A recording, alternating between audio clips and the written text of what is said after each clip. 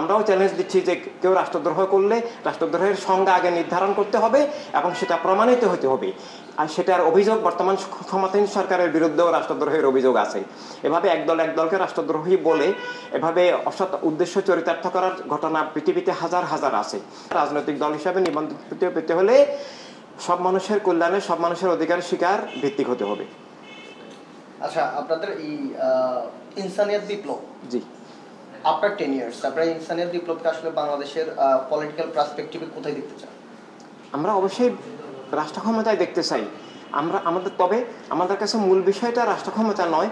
আমাদের কাছে রাষ্ট্র ক্ষমতা অপরিহার্য বিষয় হলেও আমাদের মূল বিষয় হলো যে সব মানুষ হোক, সব মানুষ মানবিক গুণাবলীর অধিকারী হোক, সব মানুষ স্রষ্টার নামে স্রষ্টার আলোকে নিজের অস্তিত্বটা উপলব্ধি করুক, মানুষকে যেন মিথ্যা বিচার ব্যবহার করতে না পারে, মানুষকে জীবনের বিরুদ্ধে ব্যবহার করতে না পারে। সব মানুষকে ভালোবাসুক, সব মানুষ স্রষ্টার ভালোবাসায়, স্রষ্টার আসলের ভালোবাসায় সব মানুষকে ভালোবাসুক, সব মানুষের কল্যাণের ধারক হোক, সব মানুষের অধিকার স্বাধীনতা স্বীকার করুক, মানুষ পরস্পর বন্ধু হোক, মানুষ পরস্পর ভাই হোক, মানবতার দুনিয়ার লক্ষ্যে সব মানুষকে খুন জুলুম ও বিচার থেকে উদ্ধারের লক্ষ্যে মানবিক ভ্রাতৃত্ব, মানবিক ঐক্যের মাধ্যমে রাষ্ট্রীয় নাগরিকত্ব বিশ্ব নাগরিকত্বের মাধ্যমে মানবতার রাষ্ট্র এবং মানবতার দুনিয়া প্রতিষ্ঠিত হোক, আমরা সেটাই চাই।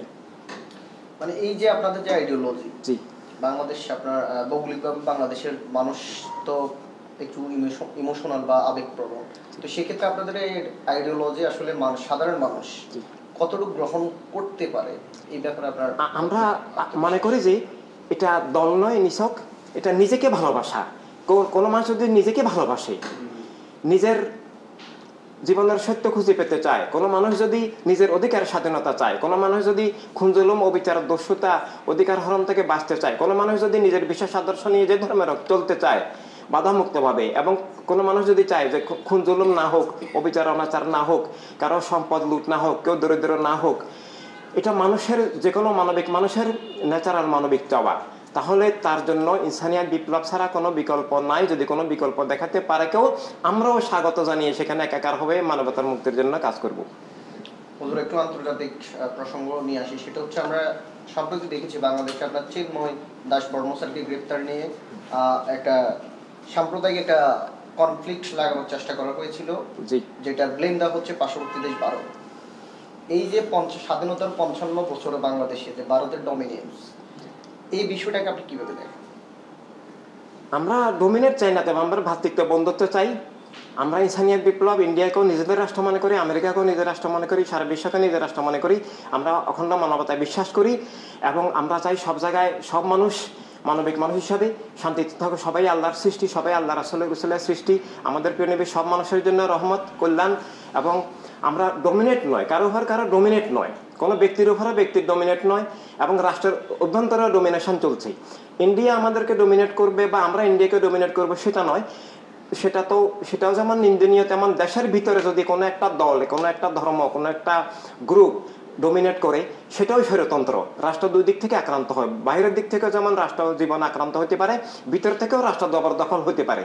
তো এই জন্য আর যে যার কথা বললেন, যাকে গ্রেফতার করা হলো, যে মানে সনাতন ধর্মের নেতা যে চিন্ময়, তো আমরা সেটাই নিন্দা করেছি, কারণ আমরা তাকে গ্রেফতারের কোনো গ্রাউন্ড পাই নাই। আমরা এটাকে দেখতেছি সাম্প্রদায়িক দাঙ্গা বাজানো, সাম্প্রদায়িক উস্কানি দেওয়া এবং রাষ্ট্রদ্রোহের যে কথাগুলো বলা হচ্ছে। রাষ্ট্রদ্রোহ এখন এক রাজনৈতিক দল আরেক রাজনৈতিক দলকে গালি হিসেবে ব্যবহার করে এবং এইটাকে রাজনৈতিক হাতিয়ার হিসেবে রাজনৈতিক দলকে বা বিভিন্ন ধর্মকে, বিভিন্ন মতপথকে দমনের হাতিয়ার হিসেবে ব্যবহার করা হয়। তো এগুলো বাস্তবে প্রমাণিত হতে হবে এবং আমরা সেই গ্রেফতারকে এটা দেশকে সাম্প্রদায়িকতার দিকে, অরাজকতার দিকে ঠেলে দেওয়া এবং ইন্ডিয়ার মুসলমানদেরকেও বিপদের মধ্যে ঠেলে দেওয়া, এটি উপমহাদেশের সাম্প্রদায়িক সম্প্রীতি, বিশ্বের সাম্প্রদায়িক সম্প্রীতিকে নষ্ট করার জন্য একটা জঙ্গিবাদী, উগ্রবাদী, অধর্ম উগ্রবাদী চক্রান্ত হিসেবে সেটাকে আমরা দেখতে পাচ্ছি। আমরাও চ্যালেঞ্জ দিচ্ছি যে কেউ রাষ্ট্রদ্রোহ করলে রাষ্ট্রদ্রোহের সংজ্ঞা আগে নির্ধারণ করতে হবে এবং সেটা প্রমাণিত হতে হবে।